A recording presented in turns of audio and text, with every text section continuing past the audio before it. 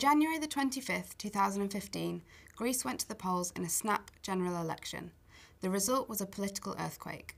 For the first time in 4 decades, the leviathans of Greek post-war democracy, New Democracy and PASOK, were swept aside by a new upstart formation, Syriza, which the Financial Times describes, not inaccurately, as a fractious coalition of radical left groups, came within a whisker of an outright majority, instead going into a coalition with the right-wing nationalist independent Greeks, according to a logic of anti-austeritism.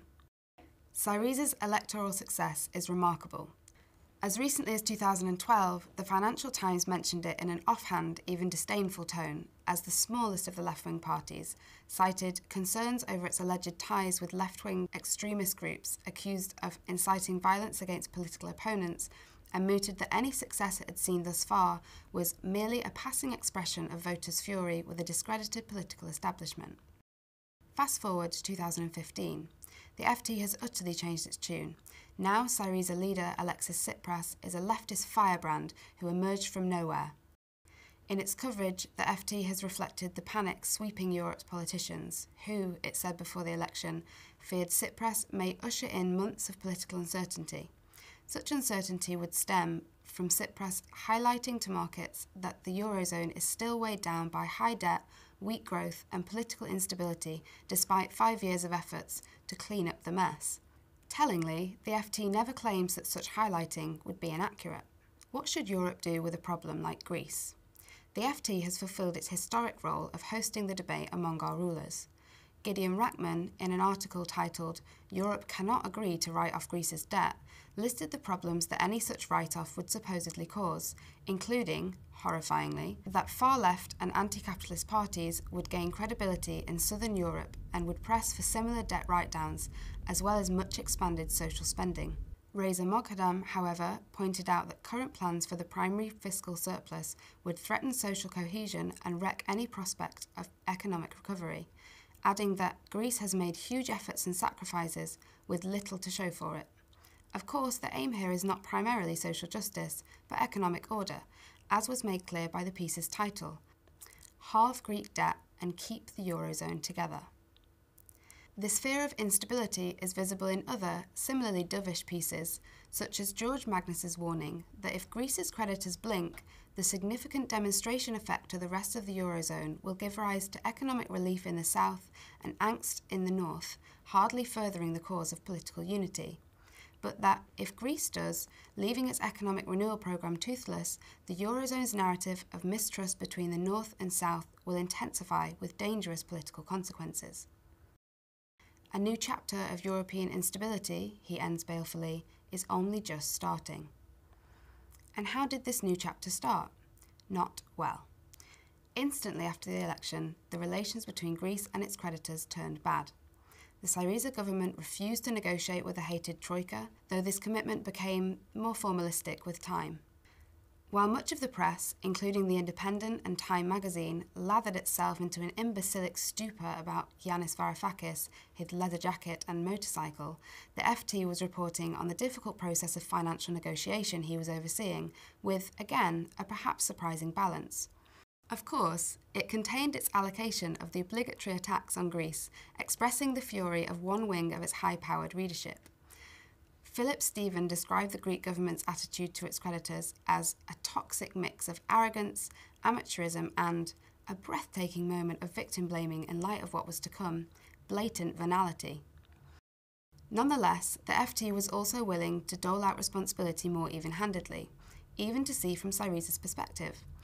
Henry Foy understood that many in Syriza see the standoff as part of a wider battle against austerity across Europe and are unwilling to allow Brussels to continue dictating terms to countries that have struggled along since 2008.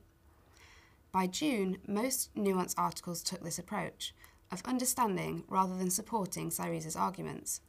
But as the crisis unfolded, the sheer scale of the surrender that a Germany-led Europe was demanding began to concern more far-sighted members of the global financial elite, and the coverage of the FT expressed that. This elite unease was made astonishingly evident in an IMF report released on the 2nd of July, what the FT called a provocatively timed intervention, just days before the Greek referendum on the bailout terms, announced by Tsipras in a move Desperate or inspired, or both, depending on your analysis. The IMF made clear the scale of Greece's unserviceable debts not incurred by Syriza or the Greek people, stating that the country needed €60 billion in new aid. The FT instantly saw the point. The IMF analysis puts the onus on Greece's Eurozone creditors to grant it significant debt relief. Even with a new bailout, Greece's debt would remain very high for decades and highly vulnerable to shocks, the IMF said. The IMF report was clearly an intervention into the debate around that referendum, and one that strongly favoured the no camp. This was one reason that the European countries tried and failed to block its publication. And as Greece entered a period of fervent debate on the terms demanded by the creditors, and while swathes of the rest of the European press were shrieking that Syriza were economically illiterate wreckers for their temerity in seeking the views of the people they represented, the FT continued its sometimes exasperated, mostly nuanced examination of the issues. One piece exemplary of this trend, titled "How I Would Vote If I Were Greek," came from Martin Wolf, a writer distinguished not only for his penetrating analysis, but for his willingness to say the unsayable. The bailout extension did not offer a plausible exit into recovery, he pointed out frankly. It left too big a debt overhang and, more important, demanded too much short-term austerity. The Greek people face a choice between the devil and the deep blue sea.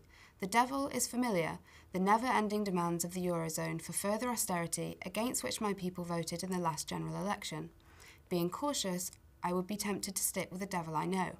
But, and this oddly inspiring coda would rarely be found in the financial pages of most of the European press, I might well do better to risk the sea. And the Greek people did, overwhelmingly, risk the sea. In a historic rejection of neoliberal austerity, a resounding 61% voted to reject the bailout deal, and the resulting euphoria was palpable far beyond Greece. But that hope, of course, was short-lived. Syriza capitulated. Scant days after the referendum, Tsipras returned to Brussels, accepting a deal significantly worse than the one just rejected by the Greek population, representing what the FT called the most intrusive economic supervision programme ever mounted in the EU. It included, in addition to most of the terms rejected in the referendum, a notably scaled-up privatisation programme, including of energy, and the transfer of valuable Greek state assets to an independent third party for future sell-off. It included further so-called reform of the pension system and labour market, and, astonishingly, it gave the Troika veto power over future legislation even before it is seen by the Greek parliament. That this was a Greek capitulation was uncontroversial to the FT, at least in its news pages. Greece, it reported on the 13th of July, caved to an ultimatum. Tsipras, the piece continued, was worn down, yielded, and swallowed his pride. The article claims that the worst, Grexit, was avoided, but its language makes clear the punitive approach of Athens' creditors. Mindful of its duty to reflect the debate at the highest levels, the FT did of course host the opinions of the hardest Austerian hawks. Our old friend Gideon Rachman claimed in an FT blog that the agreement was Germany's conditional surrender. Here, the FT's very assiduousness in performing its function as a clearinghouse for ruling class debate seems to have made it softer on this preposterous thesis than was its more hard-headed neoliberal competitors. More culturally important is Philip Stevens, who believes that Europe will pay the price for Greece. He bemoaned the chaos, casting blame on both sides, insisting that no pleasure should be taken in the sadistic demands on Greece and the agonies of its government. His fear was of a punitive Grexit forced on Greece. Greece, he stressed, remains a vital piece in the geopolitical stability of the continent, and whatever the central bankers and finance ministers say, a euro without Greece would be a much weakened enterprise, closer to a fixed exchange rate regime than a monetary union. Of course, holding on to Greece would be costly. Losing it would be seriously expensive. In perhaps the most startling example of the FT using the sort of language we might associate with radical anti-capitalists, its regular analyst Wolfgang Munchau, having previously urged Athens to stand firm against failed policies, switched to furious excoriation of Greece's creditors for their brutality, for reverting to nationalist power struggles and demoting the Eurozone into a toxic fixed exchange rate system, run in the interests of Germany, held together by the threat of absolute destitution for those who challenge the prevailing order. Of course, corporations and governments are perfectly capable and willing, sometimes eager, to make profit out of catastrophe and to sow chaos where necessary. But that is not to say that instability not of their making is to their liking, and this, again, is the FT's dreaded outcome. Stevens bemoans the uncertain future of the single currency, and the blame he apportions for the threatened unravelling of the post-war project of European integration is not at all on the upstart Greek leftist side. It is for the project, however, rather than for Greece, or even for justice, that he mourns. Even Munchau, the angriest and most eloquent of the FT's in-house anti-Merkelites, uses a telling verb. It is that Greece's creditors have demoted the Eurozone that provokes him, as part of his long-running attempts to, in his view, salvage it as a political as well as economic project. In the pages of the Financial Times, the debate about Greece is a debate about the role of the Eurozone in the long-term management of capitalist accumulation. On the streets and among activists, the debate about Greece is a debate about humanity and survival.